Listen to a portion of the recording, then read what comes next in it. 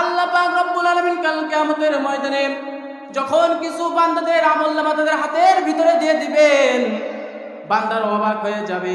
আমলনামা হাতে পাওয়ার সঙ্গে সঙ্গে আল্লাহকে ডাক দিয়ে বলবে, ও দয়ার মালিক, দুনিয়ার ভিতরে তো আমরা এত আমল করি নাই, কিন্তু আমাদের এত আমলনামা কোথার থেকে এলো?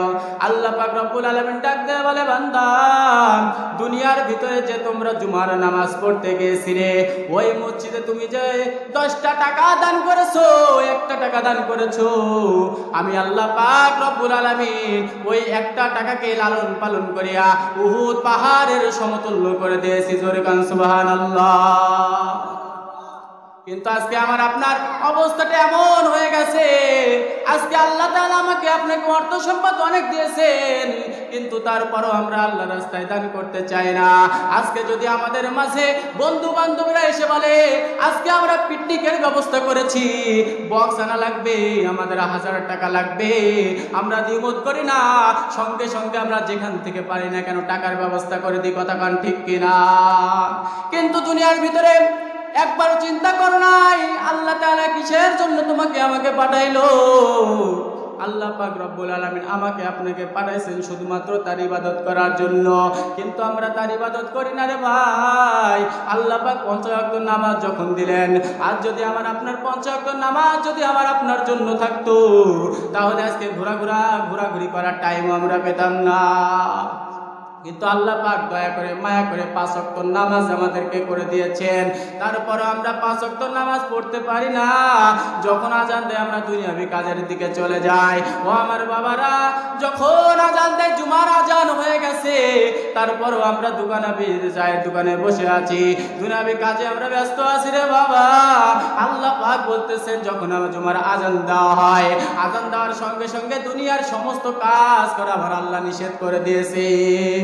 এই জন্য যে কথা বলতেছিলাম, আল্লাহর রাস্তায় আমাদের দান করা লাগবে, আল্লাহর ঘর মসজিদে দান করা লাগবে। হাদিসের ভিতরে হযরতে আবু হুরায়রা রাদিয়াল্লাহু তাআলা আনহু সুন্দরভাবে বর্ণনা করেছেন, আল্লাহ রাসূলের জামানায় একজন ধনী সাহাবী ছিলেন। ওই ধনী সাহাবী আল্লাহ তাআলা অর্থ সম্পদ অনেক দিয়েছেন, অর্থ সম্পদের কোনো অভাব ছিল না। একদিন মনে মনে নিয়ত করলো, আমি অর্থ সম্পদগুলো দান করে দিব, কিন্তু দিনের বেলায় আমি দান করব না, রাত্রবেলায় আমি দান করব। তো ওই ধনী সাহাবী অর্থ সম্পদ নিয়ে রাত্রবেলা বের হয়েছেন। অধিক বড় অনেক রাত হয়ে গেছে, কিন্তু রাস্তার ভিতরে লক্ষ্য করে দেখেন কোনো মানুষ নাই। কাকে আমি অর্থ সম্পদ দান করব?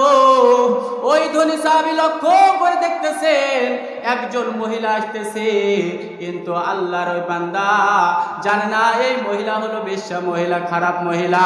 কিন্তু আল্লাহর বান্দা কোনো লক্ষ্য না করিয়া, কোনো চিন্তা গবেষণা না করিয়া তার সমস্ত অর্থ সম্পদগুলো ওই মহিলারে দান করে দিল।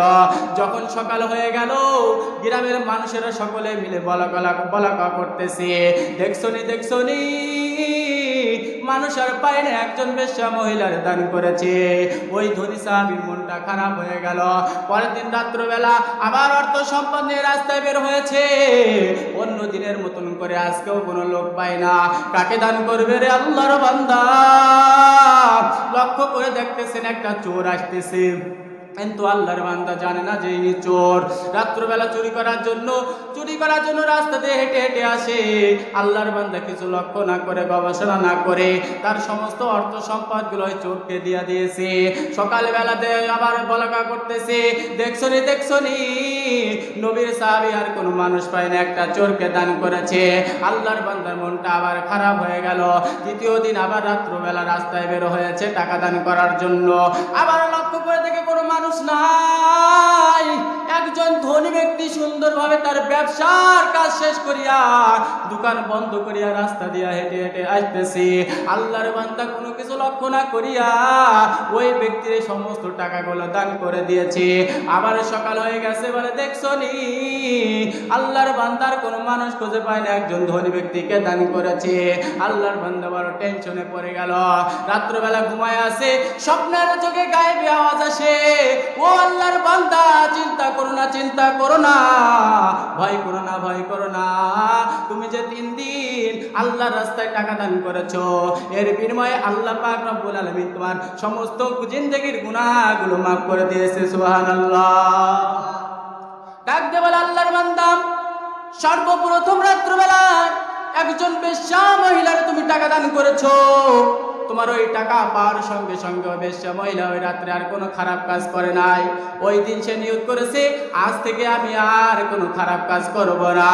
ও আল্লাহর বান্দা, দ্বিতীয় দিন যখন তুমি একজন চোরকে টাকা দান করেছো, ওই চোর টাকা পাওয়ার সঙ্গে সঙ্গে সে মনে মনে নিয়ত করেছে এই টাকার জন্য আমি চুরি করে বেড়াই, আমি আজ থেকে আর কোনো চুরি করব না, ডাকাতি করব না। দ্বিতীয় দিন যে একজন ধনী ব্যক্তিকে দান করেছে, ওই ধনী ব্যক্তি টাকা পাওয়ার সঙ্গে সঙ্গে সে ভেবেছে আজকে আমি ধনী হয়ে আমাকে দান করেছে, কিন্তু আল্লাহ তাআলা তো আমারও অনেক অর্থ সম্পদ দিয়েছে, আজ থেকে আমি নিয়ত করলাম এই ব্যক্তির মতো আমারও টাকা পয়সা আমি আল্লাহর রাস্তায় দান করে দেব। সুবহানাল্লাহ।